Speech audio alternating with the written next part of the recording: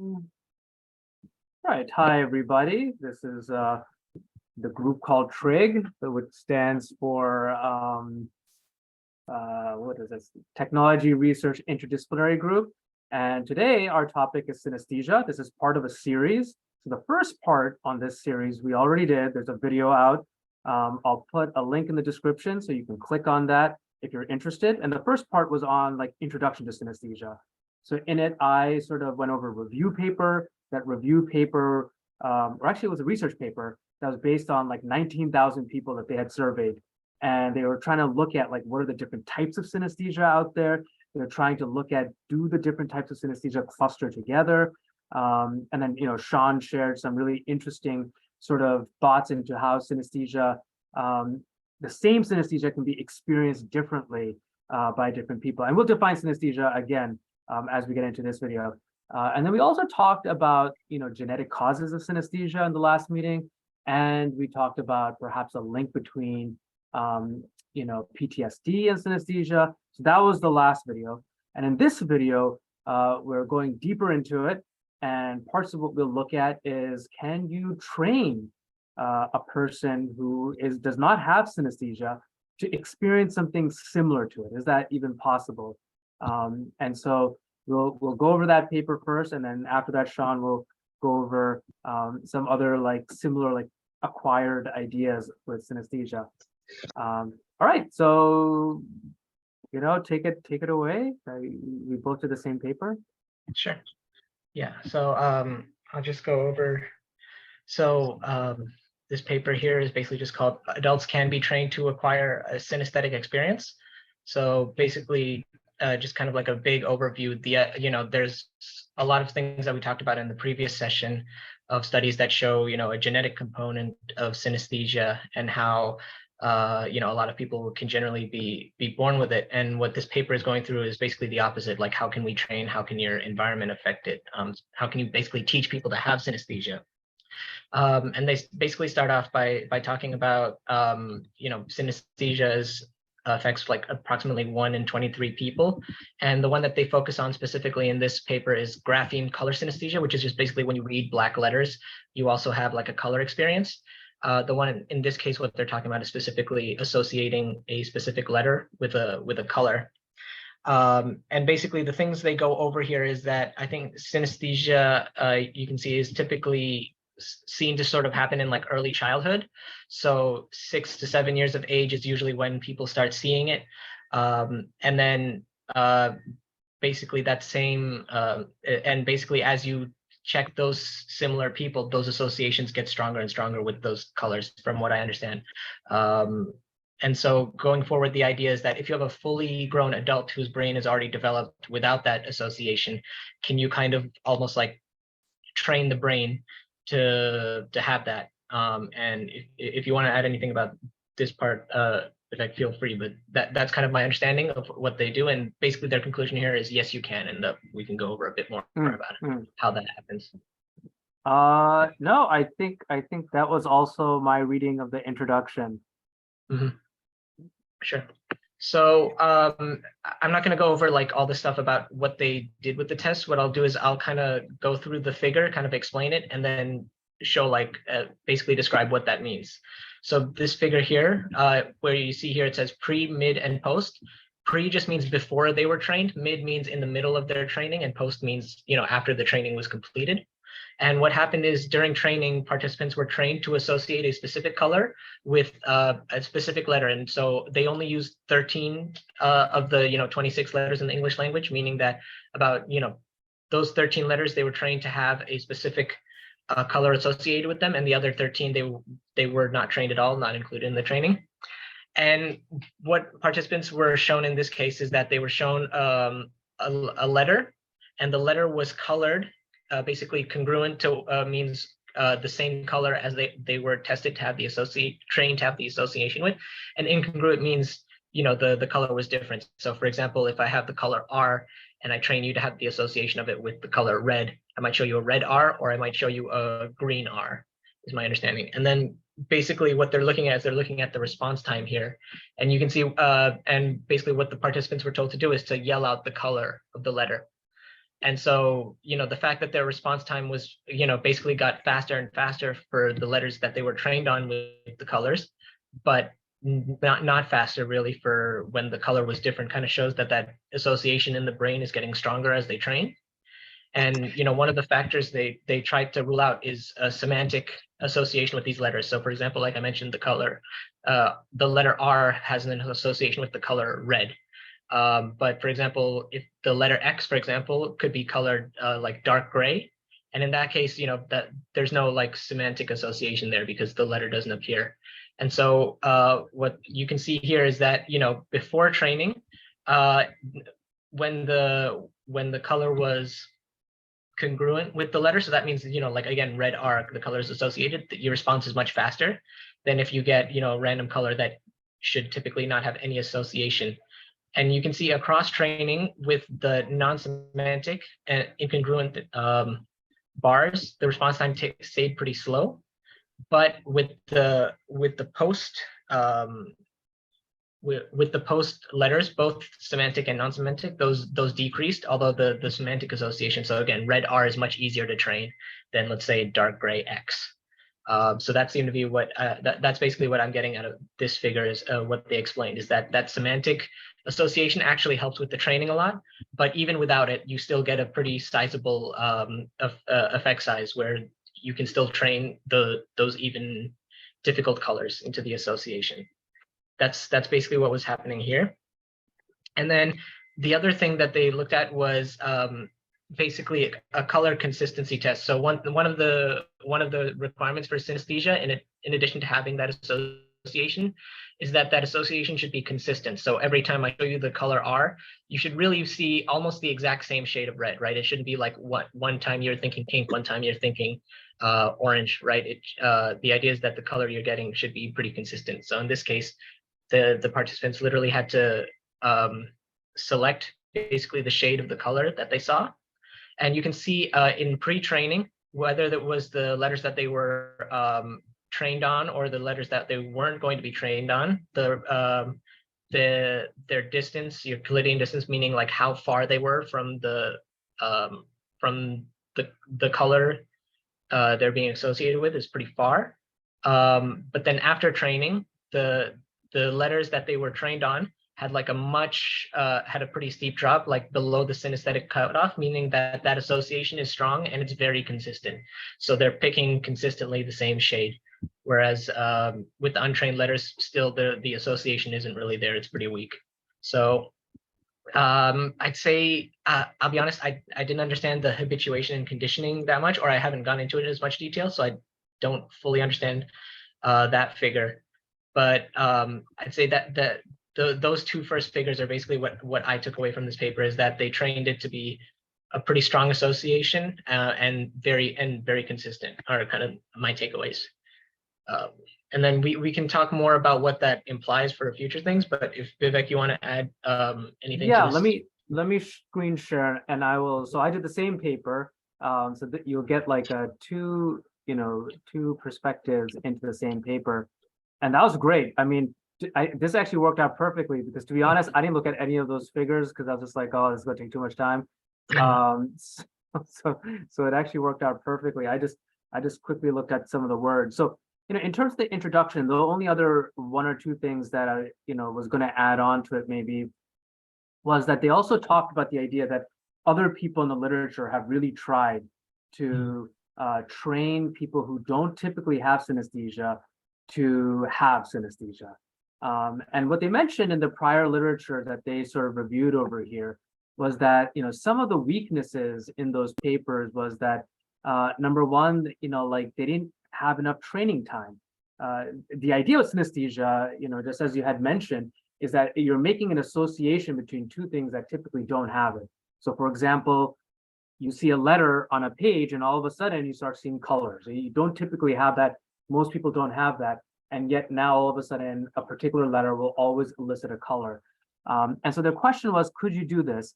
And what they said, prior literature or people who tried to do this, what their failure perhaps was that they didn't have enough training time. And so, part of what they're saying here is that they made a training that was very rigorous, and was long. It was like weeks long. Yeah. You know, the other sort of thing that they talked about was motivation, and how do you like motivate people? Because again, how do you build association between different parts of the brain? You typically do need some sort of motivating cue to make that sort of like, neural connection. And so they try to incorporate that into their training as well. And in their supplementary materials, they have sustaining motivation, longer training durations, and the training that they did. And again, I didn't go through this in great detail, but just so you can get a sense of like what they're doing. So they had all of these. Let me just move this bar here. They had all these tests that they did to really make sure that you were doing what you were saying you're doing. And then here are some of like the letters, like, and then maybe some of the colors that were associated with them, like you said, X, and then you try to have the person say dark gray. What was also kind of interesting about this paper was that they said that in contrast to other studies where people were not able to recite, like they didn't say, they could almost sort of memorize or whatever. Okay, X means dark gray, but they didn't really feel it. They didn't really in real life see that dark gray. But in one of their tables here, what they say is using this method, some people were saying that they were actually experiencing this. So like here's like subject one saying, when I was walking onto campus, I glanced at the University of Sussex sign and the letters were colored all of a sudden. Or when I look at the letter P, I know the color pink goes with it, but now I can see it inside my head as pink.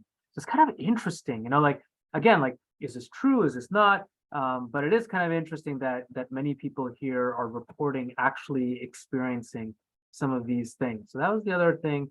And then let me also see if there's anything else. So they had all these like,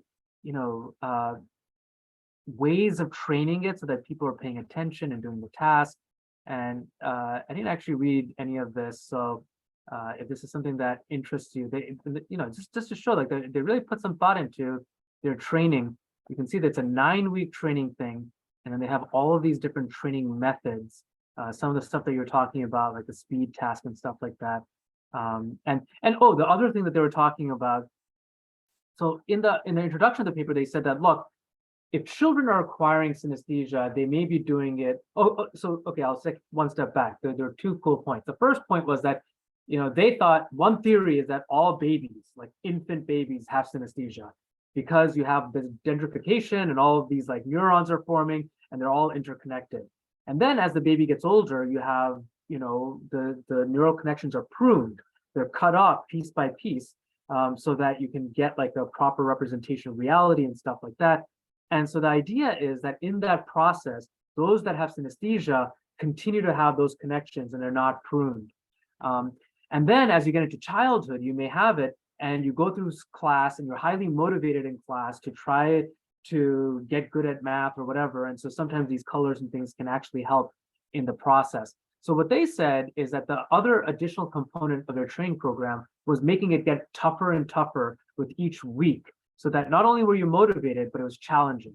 And so I think this is what these arrows are saying. They're going from easy tasks to now, more and more difficult tasks. Okay, so that's that portion of it. And let's just see if there's anything else. Otherwise, I have one or two things in the discussion. So then, you've already summarized this, but I'll summarize it again. So basically, they went through a 9-week training program. There were only 13 letters that people were associating with different colors. And through a variety of different tests, they were able to say that these group of people were experiencing something perhaps close to what kind of sort of maybe people with synesthesia are experiencing.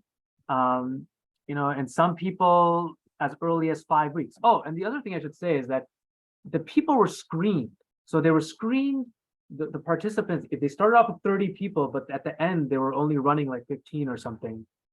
So they're looking for people who don't have synesthesia, but who were ranking high on being able to visualize. There were a bunch of surveys that they took, and they wanted people who could visualize easily and therefore may have a higher I don't know, capability of being able to see these things.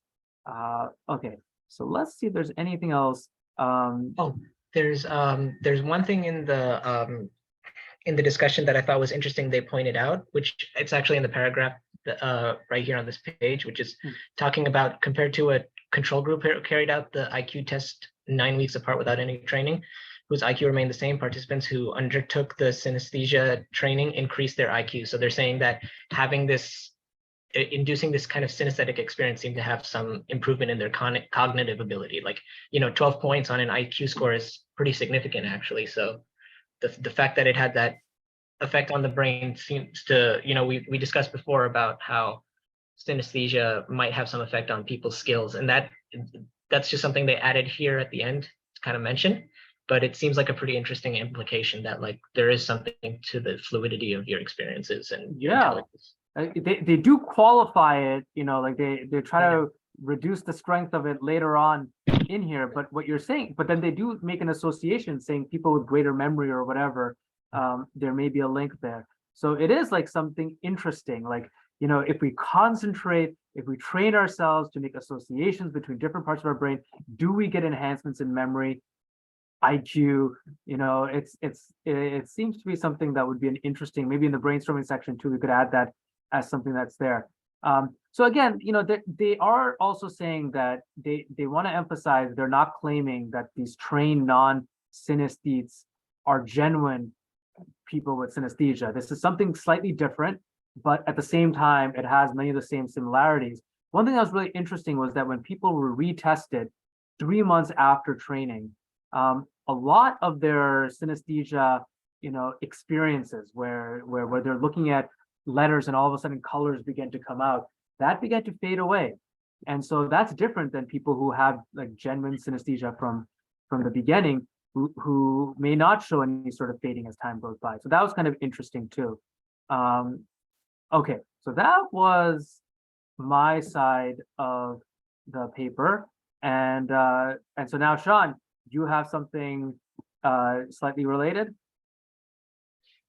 Yeah, let me pull up the one I have. And I did a similar format of just the paper and highlights. I like that one. All right. Yeah. So I did this paper. It's called On the Neural Link Between, oh shoot, sorry, let me move the zoom out of the way. The neural link between feeling and hearing. And it's based off of this case study from 2007 off of a woman who had a traumatic brain injury that damaged the right part of her brain, specifically the thalamus. And there you have, she reported afterwards having a lot of connections between hearing and feeling. Yeah,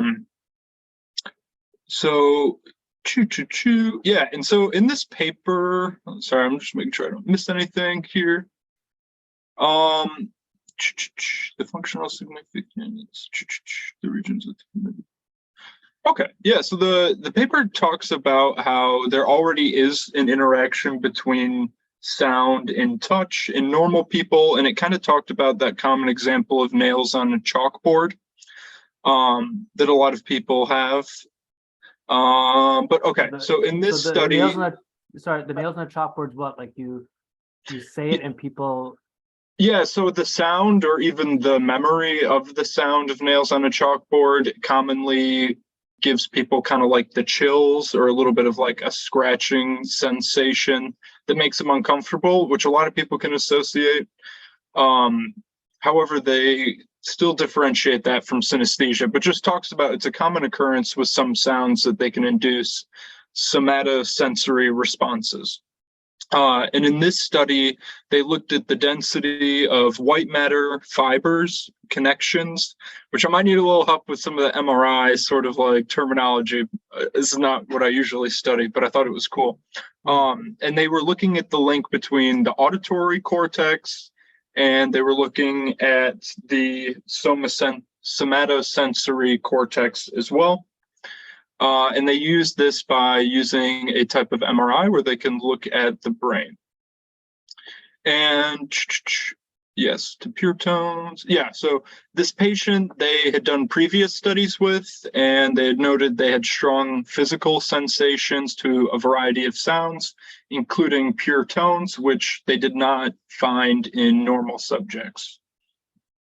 So they looked at the density connections between the auditory and other, or in the primary and secondary somatosensory cortex. And they predicted they would find more connections between the auditory and somatosensory cortex, which you would guess if they have this auditory tactile synesthesia. So yeah, I was going through the methods a little bit. They used a 3T whole body MRI scanner. Can't tell you exactly what that is, but that's how they measured it. And they were looking at ROIs, and they call that the region of interest a bit in this study. And in particular, they were looking at connections between the auditory, which they call A1, primary somatosensory cortex, which they call S1, and then also at parietal regions, which they call OP1 through 4. And they decided to focus in on the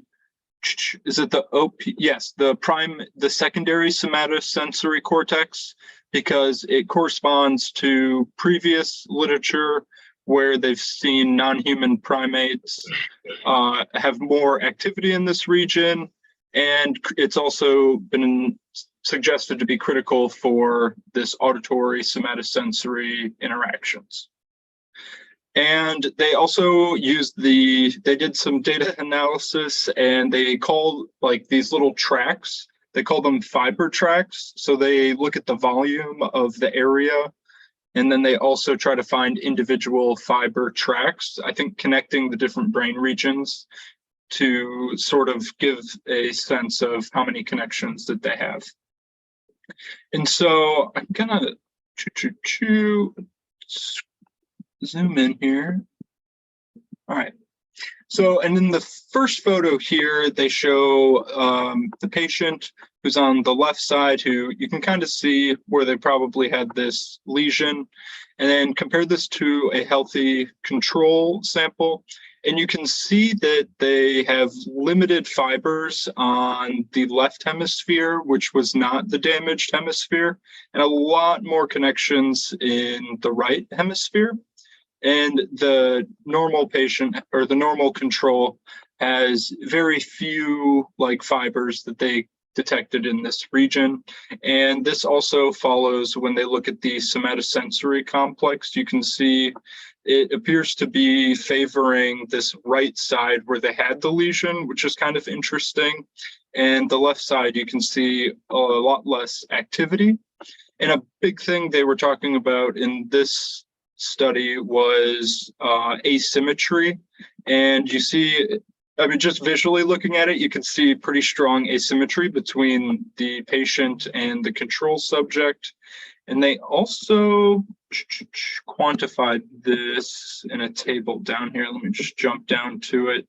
Might be kind of hard to read some of the numbers here, but if you can peer in, you can see this is the patient that they had, and the amount of fibers that they detected and the volume of the different brain regions that they looked at vary quite a bit between the right and left hemisphere of the patient's brain. And in the normal control, they seem to have a very similar amount of volume in those brain regions, and then also fibers running through those regions are pretty consistent between the two. And so they then analyzed a comparison between the auditory complex, and this one they looked at the parietal opercular areas. And so they had differentiated 4 different areas, and the only significant difference was in the one that they talked about in OP1, which they highlighted in the image above. And the other regions, you can see that there's still some differences and some more asymmetry than the normal patients, but nothing outside, nothing statistically significant. In visual spectrum. different configurations. Yeah. Yep, this was the only one they found significant for both. Okay, and then they also decided to take a look at one of their other regions. So this is through auditory complex 1 and somatosensory complex 1, which is different than they looked at above. And they showed this figure to kind of give you an idea of what it looks like connecting to their brain fibers, connecting to other regions. And when you look at just the amount of fibers are actually symmetrical on both sides in the patient and in the control, but they see less volume on this side of the brain, and they also see these strange shapes of the fibers, which was something to kind of keep a note of based off of their past graph, where they did show some things that they did only find one statistically significant connective region, even though some of the other regions also look a little bit all over the place. And that's really all they had for the figures on this. And I apologize, I'm not very well versed in the MRIs, but I thought some of the comments that they had afterwards were kind of interesting. And they kind of talked about some past studies about compared with, okay, they talked about how like sound is integrated with a lot of other senses. And they talked about this study when a sound was presented on the same side is a near threshold electrical stimulus, detection rates increased with when the sound was on the opposite side of the touch.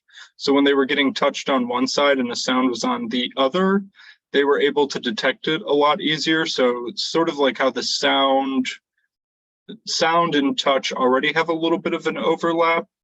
You're just saying this is a different study where people in general, if you had a sound with the touch, you can hear it better or something. Yeah, you can detect it a lot better if the sound is on the same side as the touch. So, and if it's on the other side, it can be harder to detect, which I thought was kind of interesting that they kind of overlapped. Oh, and I also forgot a reason that they chose these two brain regions is because they are already very close to each other. They kind of highlight it here with the auditory complex and the somatosensory complex in blue and red. Let me see if there's any. Is like the okay, yeah. So they had some theories on like how they thought this synesthesia arose after they had the brain injury, and they thought that after the patient's thalamic nucleus lesion, they thought that they were starting to have somatosensory deficits, and it's likely that the second somatosensory cortex, deprived of its normal input, began to reorganize and receive greater input from the nearby auditory cortex, which I feel like you can kind of see a little bit when they talk about like the change in how these fibers are looking.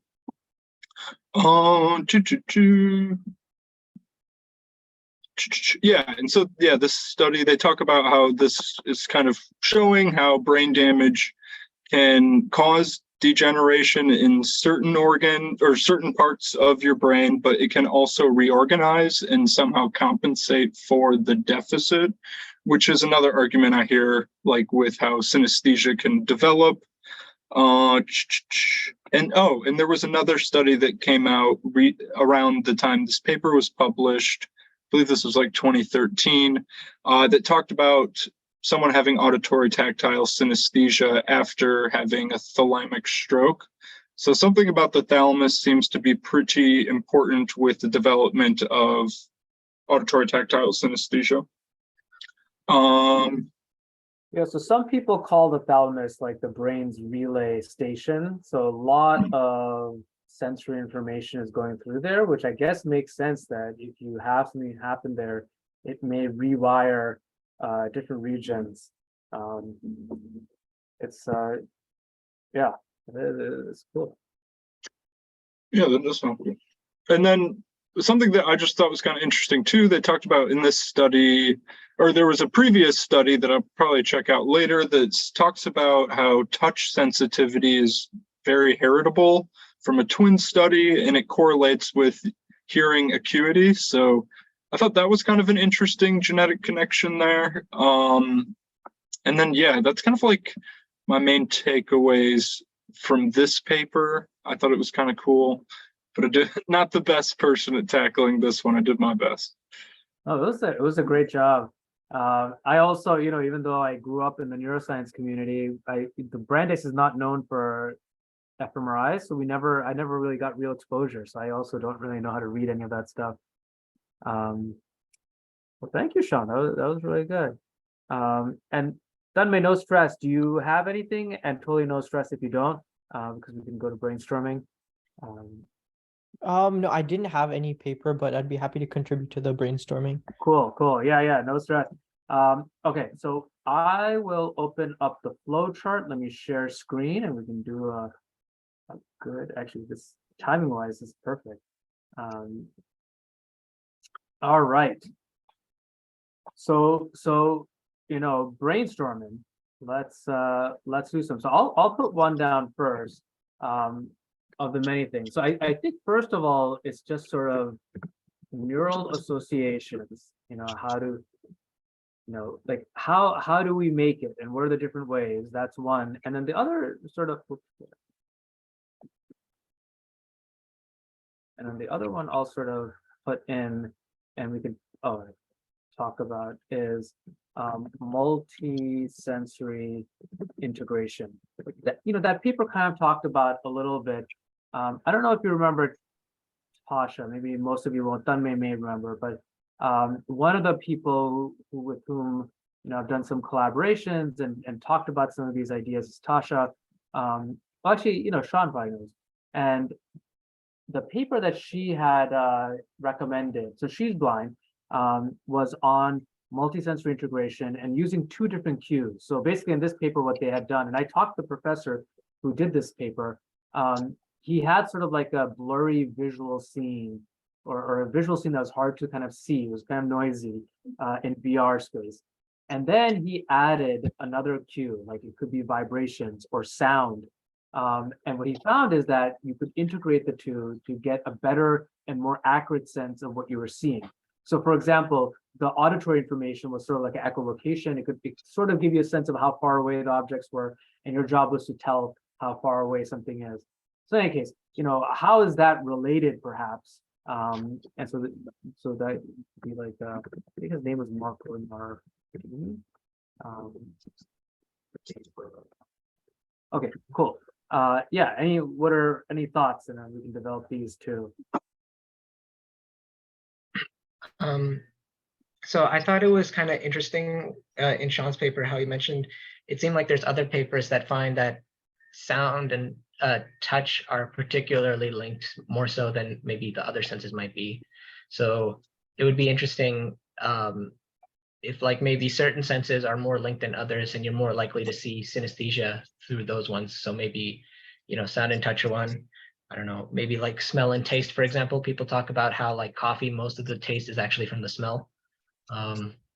So that's really interesting. And I wonder if smell and taste is even considered synesthesia at this point, since I think pretty much all of us sort of incorporate those things. It's a really fascinating thing because everyone experiences it. Is it synesthesia?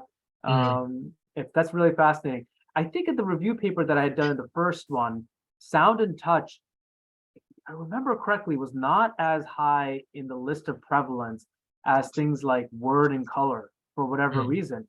But I wonder if like the word center of the brain, something I should know, but I don't, and the visual center, or if they are close or not. So, so that I'll write that down. That's cool.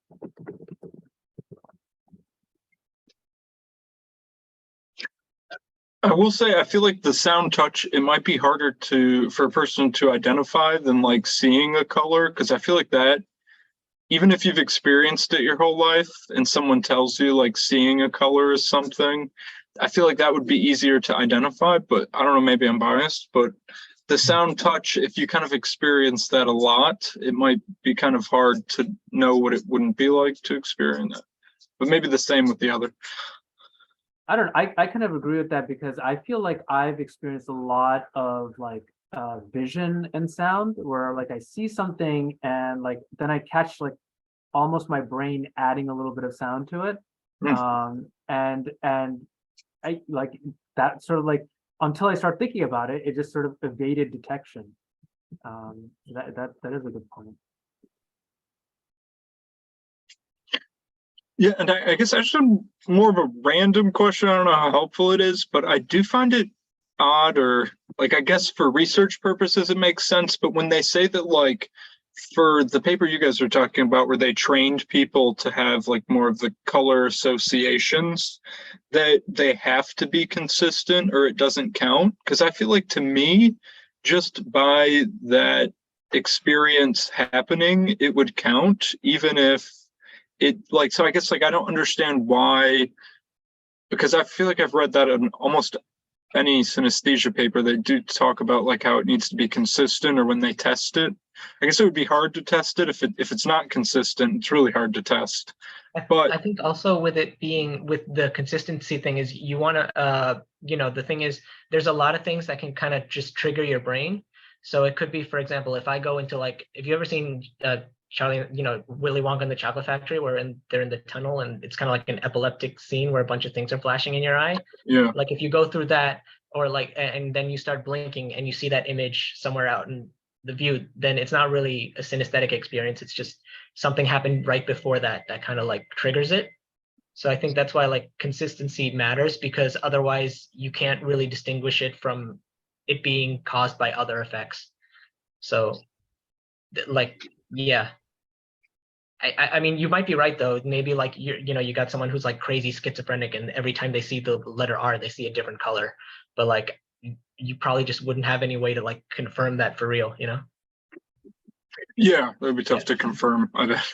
Yeah. It is interesting, like so the person, I wonder, did they describe the person who had the lesion? Did she experience like consistency? Was it a consistent sort of thing? The paper I read didn't talk about it much, and I tried to read a few of the previous ones, but they were paywalled, and I couldn't get through. So maybe I'll send an email and see if someone else can get through with their university access. But they just talked about how she said it. She was feeling them as if like things were actually touching her, which they said it was very strong. Is also what they put. Mhm. It is interesting. If Oh, you're sorry, go looking to ahead. get, I was going to say, if you're looking to get around paywalls for papers, have you ever used Sci-Hub? No, Oh, maybe I should. Sci-Hub is like, if you just go to your URL and type in like Sci-Hub, sci-hub.se, it's like a website that was made by, I want to say she's Ukrainian or like Eastern European. She was like an Eastern European comp sci person in grad school, and she made like this. The whole point of it was to make a lot of papers like free access. So if you just take the URL for any paper that's paywalled and you copy and paste it into that, it'll usually get past it. To be fair, there's also like all of the publishers are currently trying to sue her, but she's in Eastern Europe, so it's kind of hard. But like if you're ever just trying to like look at a paper and get by a paywall, that can help out. Good enough. Oh, thanks. Yeah, So good. the only other thing I was going to add onto this was that during Lesion, I'm curious, like, because at that point, maybe new neural paths were being created. Maybe she was like a newborn baby or whatever.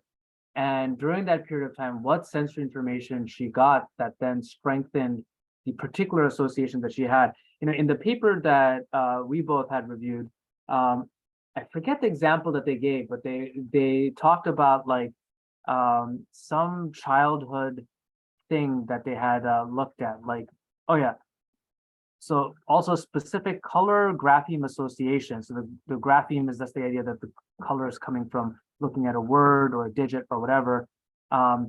It has been traced to colors on a childhood grapheme-based jigsaw puzzle and refrigerator magnet. So again, it's not necessarily true for every single person, but it's kind of interesting. I haven't read this actual paper, but that maybe these things matter. So like, what did this woman experience that then led to it? And then again, sort of like, does experience getting back to sort of like Sean's question, does some types of experience dictate consistency? I could imagine having like a more like vaguer, more noisy type of synesthesia where you do like just sort of like see hazy things or different colors that arise that are not like specifically one-to-one or consistent. I don't know. It seems like that could be a possibility, but right, hard to test.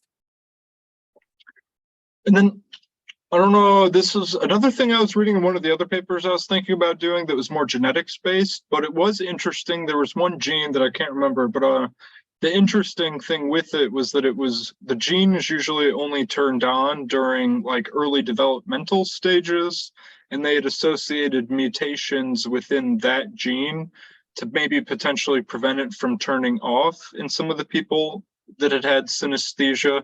It just kind of, yeah, I feel like there's a lot of different ways to manifest synesthesia potentially based on some of these things we've gone over. I mean, that might be an interesting thing to do with the training as well, because it's like, like they're saying with these participants, even though they trained them for a long time, it faded afterwards. But it could be that if the child was young enough, that gene's not turned off yet. And so that association can happen and stick before. So if you tried like a 5-year-old with the same training thing, they might have it permanently. Yeah.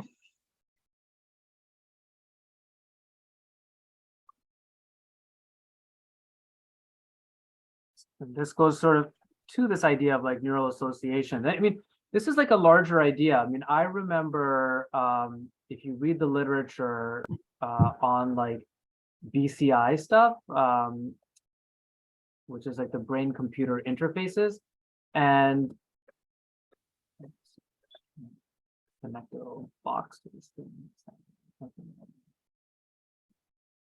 And what's interesting in there is like, they'll use like EEG to be able, so EEG are these like little electrodes you put on your head, and then with enough training, you can control a cursor on a computer screen, or control a robotic handle, or control a flying, drone, just from your thoughts. And again, the idea here, the way that they're able to do it is that, you're not specifically decoding stuff that's happening in your brain, because the EEG are not very good at doing that. Instead, what you're doing is you're sort of training that part of your brain to fire so that you can control this cursor. That's why it takes so much training. And then you have a whole bunch of machine learning algorithms there. And so that's, again, another type of neural association. The idea theoretically is that you can, with enough training, connect, different parts of your brain. But then all of like the questions of like, well, how do you do it? How do you make it stay? Is there a critical window? Is there not? And then that's where the PTSD stuff comes in too. Like that's also neural association. So it's interesting how these things may possibly all be connected with that larger idea of just how do you form neural associations.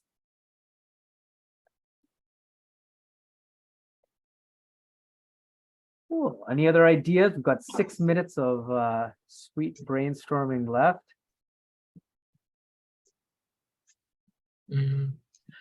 I think this is also going on the training thing again, because they mentioned that the participants faded. I think it would, I don't know if this paper did, but I'm imagining like maybe a follow-up study of like those participants might be easier to train back into it than like another one. Yeah. So it's kind of almost kind of like when you go to the gym or something, right? They typically say that people who have some kind of like prior fitness will usually like also bulk up faster than someone who has like no athleticism in their like history as like growing up. So that might be something to just suggest that like, people talk about the brain being kind of like a muscle, and that would be kind of like further towards that. Yeah, and there's this whole literature which some people like and others don't on learning to learn. But that's just a phrase with the main concept being, does this generalize? Can you then teach people to be these same group of people, will they learn synesthesia of a different association? And this sort of connects back to the paper that I had reviewed, the first one, which is that are there clusters of synesthesia? And is it easier to train within a cluster? So that was the other sort of thing, that sometimes people who have synesthesia with words and colors will also have it with numbers and colors because they're in the same cluster. But they're not going to be any more likely to have the synesthesia, like a spatial synesthesia or like a smell and sound one. But with these people, because they're different, they are trained. Would they be able to learn and be able to learn that faster? Who knows? So that would be kind of, I'll also just put here, like individual differences for the training too. And does, in this case, they used people who could visualize really well. Their hypothesis being that these people will be able to learn better. So are there personality types or individual differences on who can, learn fastest?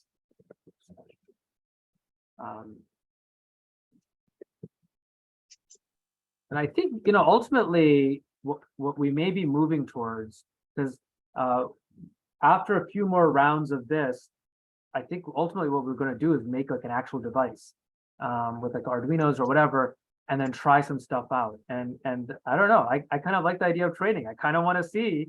The last thing I'll sort of put in, sorry, I'll just, we're getting close to the edge, but I think it's kind of interesting. So I don't think it was this paper, but there was another one that I had for one of the Zooms that I had done, where they actually taught non like blind people echolocation, which you could say is essentially a type of synesthesia. Location to non. It was kind of interesting because I tried it out. I tried their training program, which was actually not that difficult. You make a click, and then you have like a box in front of you, and then you keep doing it, and then you move the box, put the box, and eventually I tried it out. You kind of can tell when there's a box in front of you and when it's not, within like 10, 15, 20 minutes of doing that, which was kind of surprising. So it may be cool, I mean, for us to try training ourselves to acquire synesthesia, but add something new to the literature that people haven't explored yet. All right, well, any other, with 2 minutes, any other like final brainstorms or anything? No? All right, well, we'll stop the share and stop the recording. You stop the